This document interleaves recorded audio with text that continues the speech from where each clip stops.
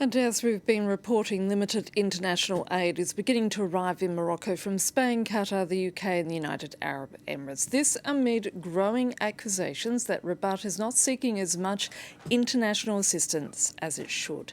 In the meantime, the French Foreign Minister is saying it was up to Morocco whether to seek French aid and that France was ready to help if asked. The two nations having had a difficult relationship in recent years, notably over the issue of Western Sahara, which Morocco wants France to recognise as Moroccan. Morocco has not had an envoy in Paris since January this year. Now, joining me from Madrid is Kirsten Sutherland from ActionAid Spain. Kirsten, thank you so much for your time. Firstly, we still don't know the true extent of damage in these mountainous regions near the epicentre of the quake. Do you have any updated information yourself? My colleagues in Morocco are in contact with local associations in the area that has been most affected by the earthquake, and we have obviously the same reports that the media has, that many communities have been razed to the ground, all the buildings have been destroyed, people are sleeping on the street. But we're still unsure as to the extent of the damage. We don't know how many buildings have been affected or completely destroyed. We know that around 380,000 people have been affected by the earthquake, but we're still in the process of assessing the damage because obviously access to information and physical access to the affected communities has been very complicated. And as we've discussed, the region's remoteness makes any search and rescue operation incredibly difficult at the best of times. What would be the first priorities with this scenario? Well, as we know, the first 72 hours are critical in search and rescue operations. It's critical to move quickly in these contexts. And as I said before, this has been complicated in the context of Morocco because the affected communities are remote communities that are very high up, 1,300 meters above sea level. The roads leading to and from the communities have been damaged by the earthquake. But I think we can also say that the official response to the earthquake was a bit slow. We saw an official response from the Moroccan government on Saturday afternoon after critical hours had already passed.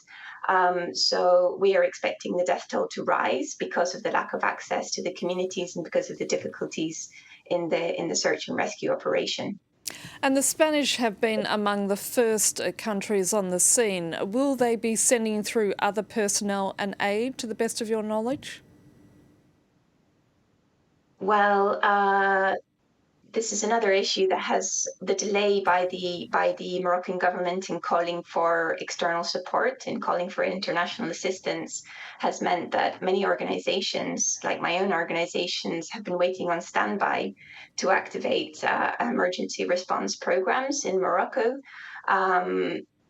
We have decided to go ahead despite an official call from the Moroccan government for assistance, because we are receiving calls from the communities and from our Moroccan partner organizations for assistance. So I believe that there will be a wider response, but I think that this has been something that has been delayed by the lack of agility on the part of the Moroccan government. And what sort of specific help will ActionAid be providing?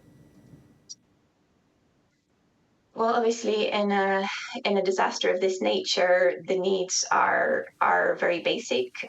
We're talking about shelter is obviously a critical point, because people in the affected communities have literally been sleeping outdoors with the very few belongings that they were able to grab before running out of their homes. This is in communities that are very high up, where it's cold at night, and with the oncoming rainy season and the oncoming winter, access to shelter is a very key concern. At the same time, we're receiving a lot of reports, a lot of requests for food assistance, for water, very basic items at this stage. So in the coming days and weeks, we'll be focusing on immediate relief and very basic items. And then we will move to focus on more the recovery and reconstruction effort. Kirsten, finally, what in terms of, what ActionAid, as you just spelt out there, will be providing, but is the team coming out of Madrid or will you be sending teams from elsewhere in Europe? Well, we've had a team in Morocco for the past 20 years. We have a strong work experience in Morocco with Moroccan civil society organizations, specifically feminist organizations working in the field of women's rights. So we are already inside the country working with local partners who are the best placed in any humanitarian crisis to respond immediately because they know the context, they know the needs, and they're on the ground. So our focus is on supporting our local partners to respond as quickly as possible. Kirsten Sutherland from ActionAid Spain, thank you again for your time.